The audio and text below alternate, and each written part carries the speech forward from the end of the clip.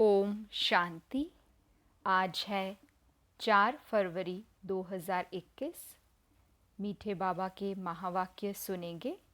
मुरली का सार। मीठे बच्चे, यह कयामत का समय है। रावण ने सबको कब्र दाखिल कर दिया है। बाप आए हैं अमृत वर्षा कर साथ ले जाने। प्रश्न है, शिव बाबा को भोला भंडारी भी कहा जाता है, क्यों? उत्तर, क्योंकि शिव भोलानाथ जब आते हैं तो गणिकाओं, अहिल्याओं, कुब्जाओं का भी कल्याण कर उन्हें विश्व का मालिक बना देते हैं। आते भी देखो पतित दुनिया और पतित शरीर में हैं तो भोला हुआ ना। भोले बाप का डायरेक्शन है, मीठे बच्चे अब अमृत पियो, विकारों रूपी विष को छोड़ दो। गीत है दूर देश का रहने वाला। ओम शांति। रूहानी बच्चों ने गीत सुना, अर्थात रूहों ने इस शरीर के कान कर्मेंद्रियों द्वारा गीत सुना। दूर देश के मुसाफिर आते हैं, तुम भी मुसाफिर होना। जो भी मनुष्य आत्माएं हैं वह सब मुसाफिर हैं। आत्माओं का कोई भी घर नहीं है। आत्मा है निराकार। निराकारी दुनिया में रहने वाली निराकारी आत्माएं हैं। उसको कहा जाता है निराकारी आत्माओं का घर, देश व लोक। इनको जीव आत्माओं का देश कहा जाता है। वह है आत्माओं का देश। फिर आत्माएं यहाँ आकर शरीर में जब प्रवेश करती हैं तो निराकार से साकार बन जाती हैं। ऐसे नहीं कि आत्मा का कोई रूप नहीं है। रूप भी ज़रूर है, नाम भी है। इतनी छोटी आत्मा कितना पाठ बजाती है इस शरीर द्वारा। हर एक आत्मा में पाठ बजाने का इतना रिकॉर्ड भरा हुआ है। रिकॉर्ड एक बार भर जाता है, फिर कितनी बार भी रिपीट करो वही चलेगा। वैसे आत्मा भी इस शरीर के अंदर रिकॉर्ड है, जिसमें 84 जन्मों का पाठ भरा हुआ है। जैसे बाप निराकार है, वैसे आत्मा भी निराकार है। कहाँ कहाँ शास्त्रों में लिख दिया है वह नाम रूप से न्यारा है, परंतु नाम रूप से न्यारी कोई वस्तु होती नहीं। आकाश भी पोलार है। नाम तो है ना आकाश। बिगैर नाम कोई चीज़ होती नहीं। मनुष्य कहते हैं परमपिता परमात्मा। अब दूर देश में तो सब आत्माएं रहती हैं। यह साकार देश है। इसमें भी दो का राज्य चलता है, राम राज्य और रावण राज्य। आधा कल्प है राम राज्य, आधा कल्प है रावण राज्य। बाप कभी बच्चों के लिए दुख का राज्य थोड़े ही बनाएंगे। कहते हैं ईश्वर ही दुख सुख देते हैं। बाप समझाते हैं मैं कभी बच्चों को दुख नहीं देता हूँ। मेरा नाम ही है दुख हरता सुख करता। यह मनुष्यों की भूल है। ईश्वर कभी दुख नहीं देंगे।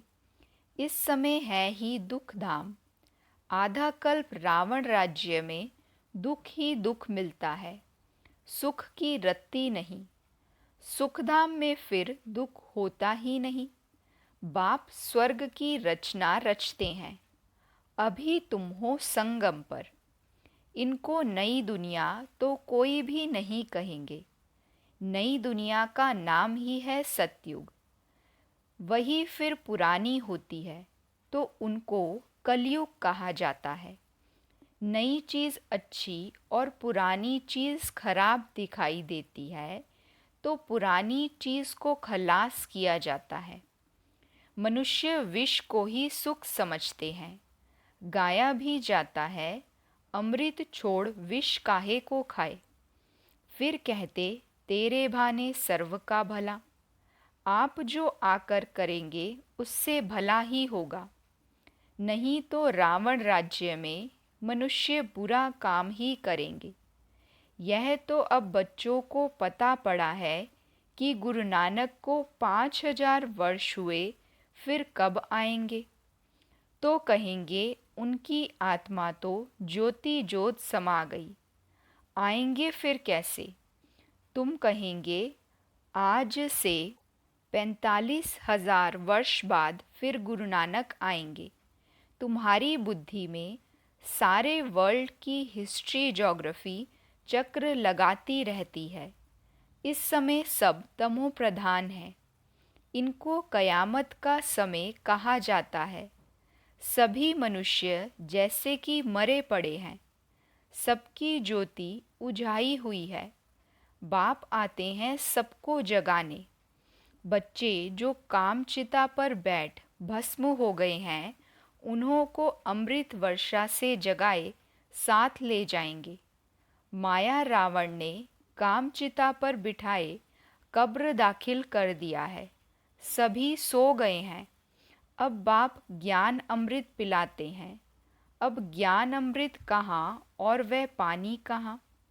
सिख लोगों का बड़ा दिन होता है तो बड़े धूमधाम से तालाब को साफ करते हैं, मिट्टी निकालते हैं। इसलिए नाम ही रखा है अमृतसर, अमृत का तालाब।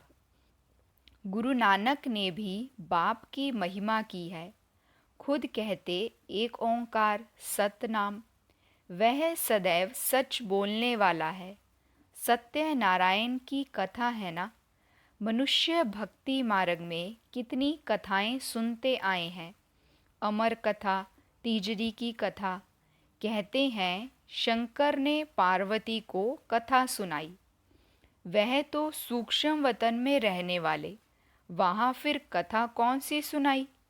यह सब बातें बाप बैठ समझाते हैं कि वास्तव में तुमको अमर कथा सुनाए, अमर लोक में ले जाने मैं आया हूँ। मृत्युलोक से अमर लोक में ले जाता हूँ। बाकी सूक्ष्म वतन में पार्वती ने क्या दोष किया जो उनको अमर कथा सुनाएंगे। शास्त्रों में तो अनेक कथाएं लिख दी हैं। सत्यनारायण की सच्ची कथा तो है नहीं। तुमने कितनी सत्यनारायण की कथाएं सुनी होंगी। फिर सत्यनारायण कोई बनते हैं क्या, और ही गिरते जाते हैं। अभी तुम समझते हो हम नर से नारायण, नारी से लक्ष्मी बनते हैं। यह है अमर लोक में जाने के लिए सच्ची सत्यनारायण की कथा, तीजरी की कथा। तुम आत्माओं को ज्ञान का तीसरा नेत्र मिला है। बाप समझाते हैं तुम ही गुलगुल पूज्य थे, फिर 84 जन्मों के बाद तुम ही पुजारी बने हो। इसलिए गाया हुआ है आपे ही पूज्य आपे ही पुजारी। बाप कहते हैं मैं तो सदैव पूज्य हूँ, तुमको आकर पुजारी से पूज्य बनाता हूँ। यह है पतित दुनिया। सतयुग में पूज्य पावन मनुष्य, इस समय है पुजारी पतित मनुष्य। साधु संत गाते रहते हैं पतित पावन सीताराम। यह अक्षर है राइट। सब सीताएं ब्राइड्स हैं। कहते हैं हे राम आकर हमको पावन बनाओ। सब भक्तियाँ पुकारती हैं, आत्मा पुकारती है हे राम। गांधी जी भी गीता सुनाकर पूरी करते थे तो कहते थे हे पतित पावन सीताराम। अभी तुम जानते हो गीता कोई कृष्ण ने नहीं सुनाई है। बाबा कहते हैं ओपिनियन लेते रहो कि ईश्वर सर्वव्यापी नहीं है। गीता का भगवान शिव है, ना कि कृष्ण। पहले तो पूछो, गीता का भगवान किसको कहा जाता है? भगवान निराकार को कहेंगे व साकार को। कृष्ण तो है साकार, शिव है निराकार। वह सिर्फ इस तन का लोन लेते हैं, बाकी माता के गर्भ से जन्म नहीं लेते हैं। शिव को शरीर है नहीं, यहाँ इस मनुष्य लोक में स्थूल शरीर है। बाप आकर सच्ची सत्यनारायण की कथा सुनाते हैं। बाप की महिमा है पतित पावन, सर्व का सद्गति दाता, सर्व का लिबरेटर, दुख हरता सुख करता। अच्छा, सुख कहाँ होता है? यहाँ नहीं हो सकता। सुख मिलेगा दूसरे जन्म में, जब पुरानी दुनिया खत्म हो और स्वर्ग की स्थापना हो जाएगी। अच्छा, लिबरेट किससे करते हैं? रावण के दुख से। यह तो दुख धाम है ना। अच्छा, फिर गाइड भी बनते हैं। यह शरीर तो यहाँ ख़त्म हो जाते हैं, बाकी आत्माओं को ले जाते हैं। पहले साजन फिर सजनी जाती है। वह है अविनाशी सलोना साजन। सबको दुख से छुड़ाए, पवित्र बनाए घर ले जाते हैं। शादी कर जब आते हैं तो पहले होता है पति, पिछाड़ी में ब्राइड अर्थात पत्नी रहती है, फिर बारात होती है। अब तुम्हारी माला भी ऐसे है। ऊपर में शिव बाबा फूल, उसे नमस्कार करेंगे। फिर युगल दाना ब्रह्मा सरस्वती। फिर हो तुम जो बाबा के मददगार बनते हो। फूल शिव बाबा की याद से ही सूर्यवंशी विष्णु की माला बने हो। ब्रह्मा सरस्वती सो लक्ष्मी नारायण बनते हैं। लक्ष्मी नारायण सो ब्रह्मा सरस्वती बनते हैं। इन्होंने मेहनत की है, तब पूजे जाते हैं। कोई को पता नहीं है माला क्या चीज़ है, ऐसे ही माला फेरते रहते हैं। 16,108 की भी माला होती है। बड़े बड़े मंदिरों में रखी होती है, फिर कोई कहाँ से खींचेंगे। बाबा बॉम्बे में लक्ष्मी नारायण के मंदिर में जाते थे, माला जाकर फेरते थे, राम राम जपते थे, क्योंकि फूल एक ही बाप है ना। फूल को ही राम राम कहते हैं। फिर सारी माला पर माथा टेकते हैं। ज्ञान कुछ भी है नहीं। पादरी भी हाथ में माला फेरते रहते हैं। पूछो किसकी माला फेरते हो, उनको तो पता ही नहीं। कह देंगे क्राइस्ट की याद में फेरते हैं। उनको यह पता नहीं है कि क्राइस्ट की खुद आत्मा कहाँ है। तुम जानते हो क्राइस्ट की आत्मा अब तमो प्रधान है। तुम भी तमो प्रधान बैगर थे, अब बैगर टू प्रिंस बनते हो। भारत प्रिंस था, अभी बैगर है, फिर प्रिंस बनते हो। बनाने वाला है बाप, तुम मनुष्य से प्रिंस बनते हो। एक प्रिंस कॉलेज भी था, जहाँ प्रिंस प्रिंसेस जाकर पढ़ते थे। तुम यहाँ पढ़कर 21 जन्म लिए, स्वर्ग में प्रिंस प्रिंसेस बनते हो। यह श्री कृष्ण प्रिंस है ना। उनके 84 जन्मों की कहानी लिखी हुई है। मनुष्य क्या जाने, यह बातें सिर्फ तुम जानते हो। भगवान उवाच, वह सबका फादर है। तुम गॉड फादर से सुनते हो। जो स्वर्ग की स्थापना करते हैं, उसे कहा ही जाता है सचखंड। यह है झूठ खंड। सचखंड तो बाप स्थापन करेंगे, झूठ खंड रावण स्थापन करते हैं। रावण का रूप बनाते हैं, अर्थ कुछ नहीं समझते। किसी को भी पता नहीं कि आखिर यह रावण है कौन, जिसको मारते हैं फिर जिंदा हो जाता है। वास्तव में 5 विकार स्त्री के, 5 विकार पुरुष के। इनको कहा जाता है रावण। उनको मारते हैं। रावण को मारकर फिर सोना लूटते हैं। तुम बच्चे जानते हो, यह है कांटों का जंगल। बॉम्बे में बबुलनाथ का भी मंदिर है। बाप आकर कांटों को फूल बनाते हैं। सब एक दो को कांटा लगाते हैं, अर्थात काम कटारी चलाते रहते हैं। इसलिए इनको कांटों का जंगल कहा जाता है। सत्युग को गार्डन ऑफ अल्लाह कहा जाता है। वही फ्लावर्स कांटे बनते हैं, फिर कांटों से फूल बनते हैं। अभी तुम 5 विकारों पर जीत पाते हो। इस रावण राज्य का विनाश तो होना ही है।